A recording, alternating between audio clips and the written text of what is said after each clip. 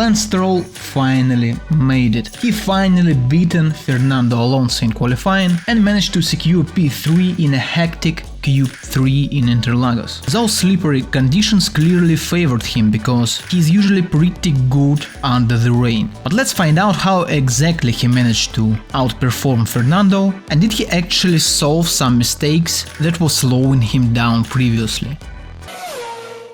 So we'll compare him to Fernando. Fernando was P4, so very close lap times. Shots are synchronized, they're crossing the start-finish line and approaching as do Senna. And here we enter the braking phase, literally after crossing the line. Two key features. First of all, Lance has a huge straight line speed advantage. I guess he was better out of the last corner of the outlap, and also Fernando is doing some rolling coasting, firstly going off the throttle, then pressing the brakes. Quite interesting.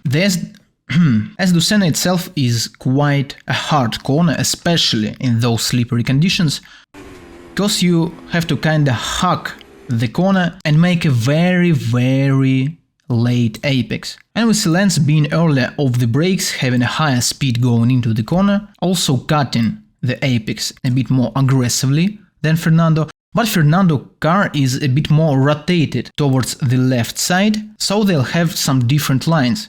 Fernando line will go like this, and Lance's line will be something like this, which is an interesting difference because Fernando might have a better shot into turn 2, but as for now Lance actually is still a bit ahead, but Fernando is opening his throttle more. And let's see the exit. Some corrections from Lance Stroll, but still he actually manages to be ahead after turn 3. Good stuff from Lance. And we're going on to the actual finish of Sector 1. Only one braking zone in here, only one cluster of corners, and 0.04 of a second between Stroll and Alonso. Tiny margins around this track. But we move on, and we see Lance being very aggressive with his steering input. When Fernando just slowly leads his car into a corner, Lance just demands from it. Quite an interesting difference, and we will also see some different exits, because Fernando faces oversteer. On exit, slight oversteer, he has to correct his car, while Lance actually faces understeer on exit, and combining this understeer on exit with his really aggressive input in the beginning, I should definitely say that in terms of balance, Lance's car is way more understeering. And we also see on exit, Lance is just on the edge of the track, but he still managed to keep it on the track, actually not lose any time, any speed out of turn 4, and we see him being way ahead at Fernando at this moment, so we will drag Fernando towards him and continue the analysis. We move on to turn 5 and 6, we see them starting braking in exact same moment on the track. They start braking after they turn the wheel, so it's a trail braking, but we will see some differences going out this turn 5 and 6. First of all, out of turn 5 we see some difference in pedal work, some tiptoeing from Lance Stroll, and way more aggressive throttle work from Fernando. And we'll see the difference here. Lance is still on a turning wheel, so he drags his curve, exiting from turn 6 and all the way in braking zone and into turn 7. While Fernando has his moment with a straight steering wheel, so his trajectory is more straight lined down here. And also Lance will brake later, and despite braking later, Lance will actually make the corner, make the apex. We see him perfectly on apex, while Fernando misses the apex by a huge margin, which is quite interesting.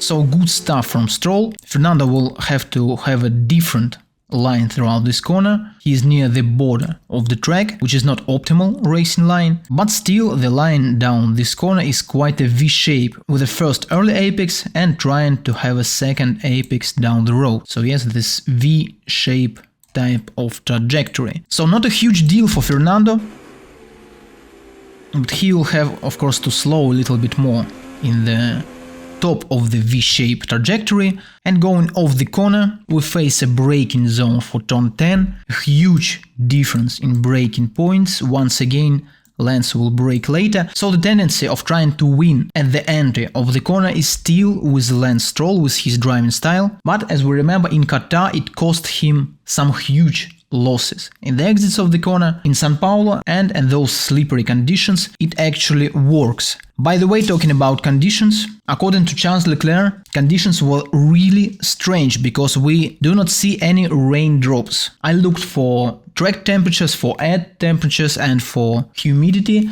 and I saw no difference between beginning of Q3 and the end of Q2, but despite this fact, track was feeling like it is already raining, which looks like an anomaly for me. Maybe we missed some data here, maybe the air humidity was actually way higher, but just was not shown, I don't know. But the thing is, nearly every driver missed the apex in the following corner, but we see Lance will brake really lately, so I bet he will miss the apex even under regular conditions. We see Fernando misses, but Lance misses it a lot.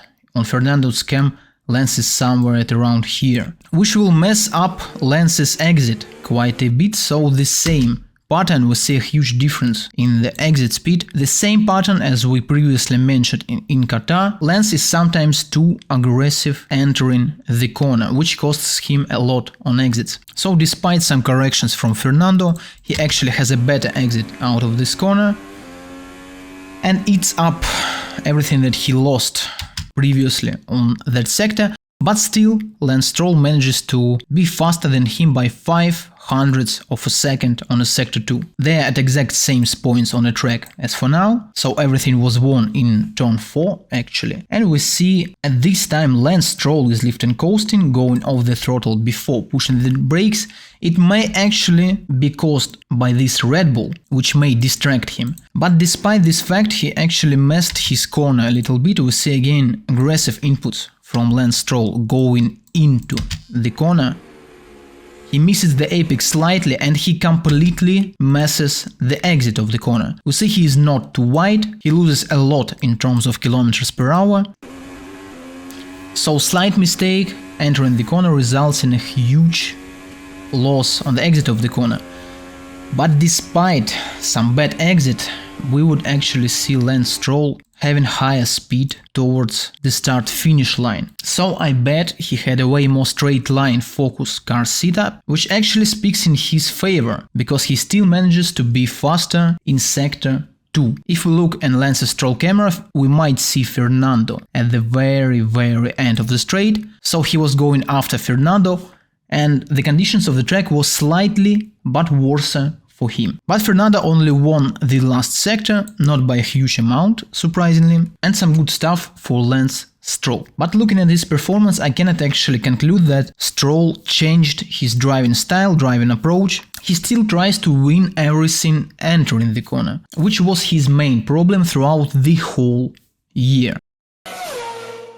This is it, thank you very much for your view, leave a like, subscribe to our channel, leave a comment and see you soon. I wanna be the greatest. Everybody on the fake shit. I look around and feel like everybody is the fakest. I make this every day and I'm impatient, hoping one day I blow up from the basement. Statement, the top is so vacant. I don't hear shit that I think is amazing. Waiting for my day when I'm playing sold out shows for 1,000 faces. Hey,